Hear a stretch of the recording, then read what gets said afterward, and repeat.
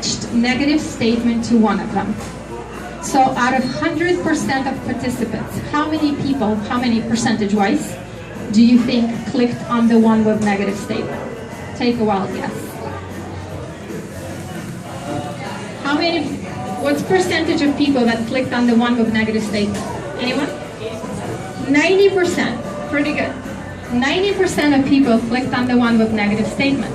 Because you see our brain, the Psychology Today journal did a research, and they proved that our brain is actually wired for negativity.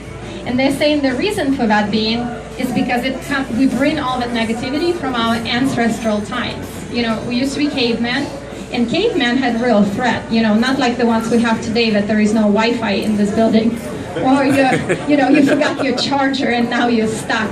Or your partner just dropped you via 7 different types of social media. So all of these things are not real. Well, they had real threat, like danger and fire and, you know, hunger and death of wild animals. Well, what happens is because of it, we literally have that negative brain. So they did this lab research where they put participants in front of a screen and they started showing them happy and sad faces. And what was interesting is that people recognized sad faces a lot faster than happy faces. And when they sped up the process and the pictures were going by very fast, most participants could not even remember that they were happy faces in that stream. So how sad is this? And I want you again go back to your job for a second or your business, and you're having a groovy day and the music is playing and everything is good, and maybe you're checking out your social media sites and, you know, people are liking your pictures, everything is fantastic. And then you go out in public, or maybe you go out in a hallway, and what happens? Somebody just walks by and they give you a snarky comment. Or maybe they just roll their eyes weirdly, or maybe they just say something and it wasn't even to you, but you instantaneously fix on that negative idea.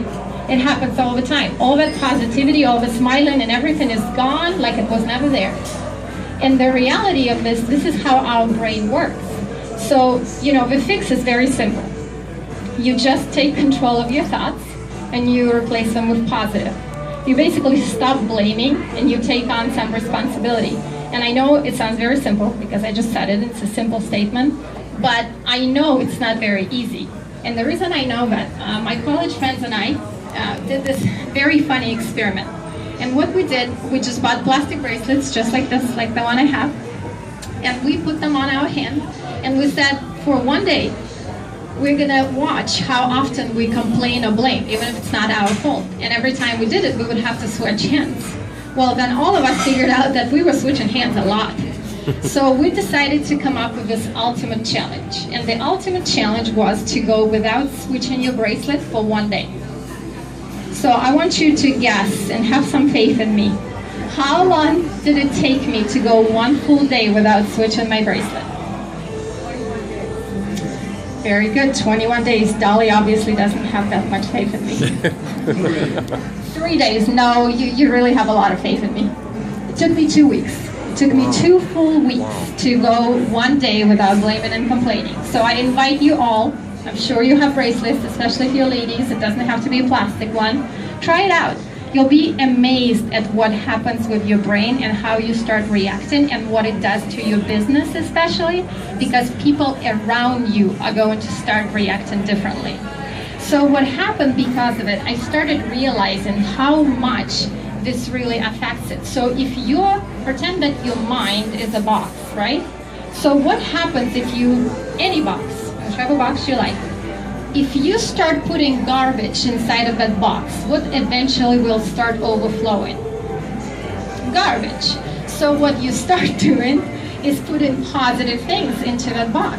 Well, what also happens, let's think of our daily activities. Things we love doing, you know, ladies, those times when we sit the whole Friday and watch that football game, a Sunday, yeah, that tells you how much I know about football. And then there is hockey season, and then there is basketball season.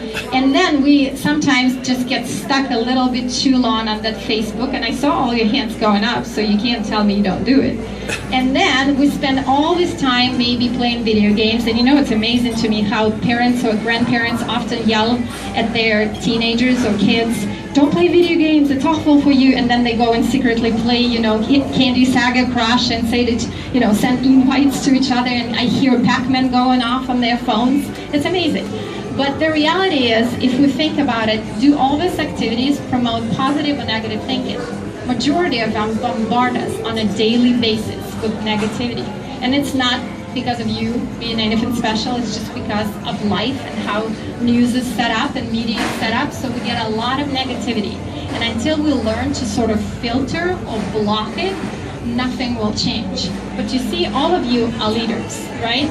And you realize is that your belief in business comes from your experience. Would you agree? Everybody has experience? Well, I'm going to tell you a little secret. Your experience is not the truth. And I'm going to prove this to you. How many of you are from Portland by chance or have ever been to Portland? Anyone? Great. Awesome. Well, you see, for the longest time, I wanted to go to Portland. And everybody I would talk to would say, why would you want to go to Portland? It's gray and it's raining all the time. And yes, it's green, but it rains almost every day. And finally, I had a girlfriend who I worked with and I loved her dearly. And I thought, you know what, I'm going to go visit her in Portland.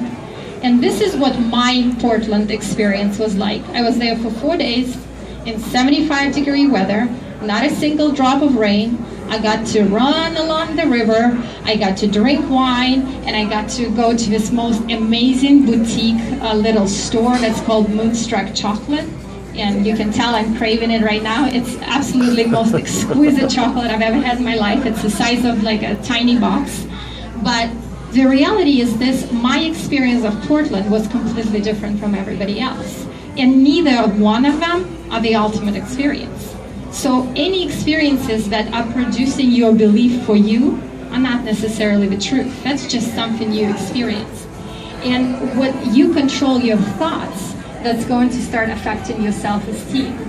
And let me tell you something, you probably already know that desperate people never attract powerful people. So when you build your business and you attract your clientele and you attract people who you want to work with, it's all based on your self-esteem. Well, you see, my mother a long time ago told me, I don't care if you're worse than anybody else, as long as you're different. And I was different for sure, because what happened is that I moved to another country when I was 20, and I think that was different even for her. She didn't expect that to happen. But I was also kind of always doing what I wanted to do, because I got that belief. I realized that your belief can drive you past everything else. And one of my first experiences with belief actually comes from high school. You see, as a freshman in high school, I had this crush on a senior. And he was running track. So my only hope to get in close proximity to him was to start running track. And back in high school, I was this skinny little white girl, just like I am right now. I wasn't much into sports, but I started going to track practices.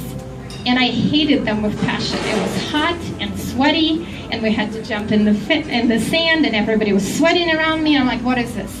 But every time he would come to the practice, I would be running around the stadium like a pony with my hair in the wind. Like, I loved this, and I had this determination on my face. And my coach started seeing that.